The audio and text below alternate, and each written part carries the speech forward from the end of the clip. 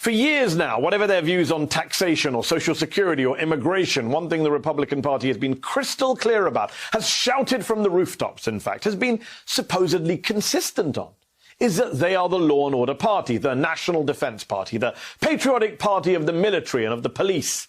Conservatives have spent the past year chanting Blue Lives Matter and attacking Democrats over defund the police, even though the Democrat who won the White House doesn't even support that mantra or that policy, and nor do the vast majority of Democrats in Congress. But here's what's become so clear in recent days, undeniable even.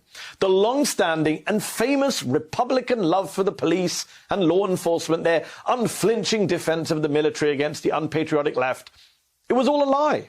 A cynical, convenient lie. The Blue Lives Matter sloganizing had less to do with solidarity with the police and much more to do with keeping black people in check. The supposedly unconditional and unquestioning veneration of the generals turned out to be much more conditional and questioning and easily dispensable, in fact, when one of those generals, Mark Milley, chairman of the Joint Chiefs of Staff, publicly came out last week and slammed the right-wing hysteria over the teaching of critical race theory. Then the gloves were off. On Wednesday, Laura Ingraham was so mad at Milley that she called for the defunding of the military. No, I'm not making this up. Why is Congress not saying we're not going to give you a penny until all of this is eradicated from the military budget? Nothing.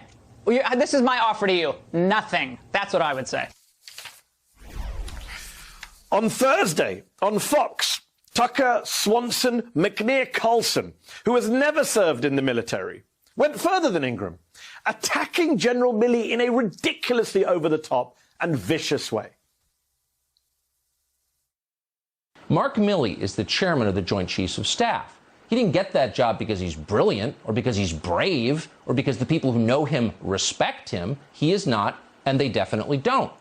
Milley got the job because he is obsequious. He knows who to suck up to, and he's more than happy to do it.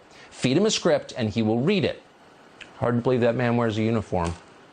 He's that unimpressive. Notice he never defined white rage, and we should know what it is. What is white rage? He's not just a pig, he's stupid. If I had opened this show tonight calling America's top general a stupid pig, right-wingers would be demanding my head, insisting that this network fire me for being a traitor and anti the armed forces. Because it's one rule for the white conservative, another rule for the black or brown immigrant. Now, you might say, well, Tucker and Laura are opinion hosts on Fox. They don't represent the GOP. But here is high-profile Republican Congressman Matt Gaetz calling this week for the defunding of the FBI. Yes, the same FBI investigating him over allegations of child sex trafficking. Allegations Gaetz denies. And here is Gaetz, who has also never served in uniform and whose daddy helped him get elected to Congress in Florida, mocking General Milley on Twitter. If squad member Ilhan Omar had tweeted that, or Congressional Progressive Caucus Chair Pramila Jayapal, Republicans would be screaming for them to be censured and stripped of their committee assignments, and accusing them of hating America and our military. Because again, one rule for the white conservative, another for the black or brown immigrant. How about if 21 House Democrats had voted against the awarding of the Congressional Gold Medal to the Capitol Police for defending the Capitol on January the 6th? The right would have lost their minds. And yet that's what 21 House Republicans did earlier this month. Or if AOC had refused to shake the hand of a Capitol Police officer who approached her in an elevator. Can you imagine the attacks she'd have gotten?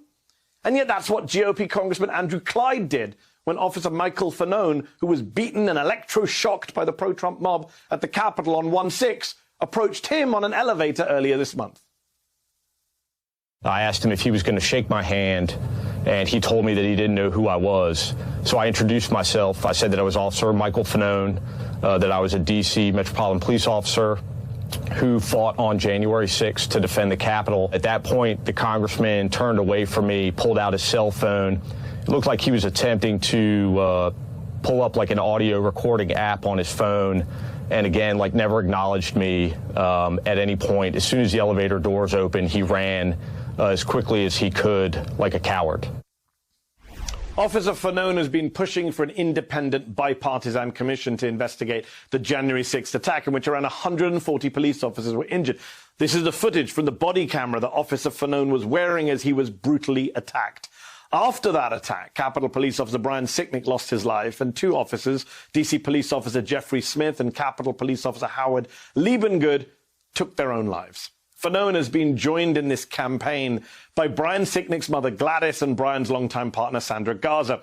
Last week, Sandra, who, according to the Daily Beast, used to be a Trump supporter until the riot that killed her partner, said in an op-ed that her deep sadness turned to outright rage as she watched Republican members of Congress lie about what happened that day. Over and over, they denied the monstrous acts committed by violent protesters.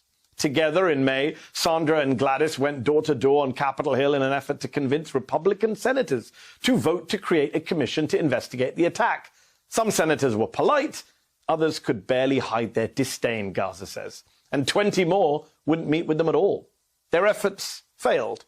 On Friday, Gladys was back on Capitol Hill alongside Officer Fanone and Capitol Police Officer Harry Dunn to finally meet with House Republican leader Kevin McCarthy.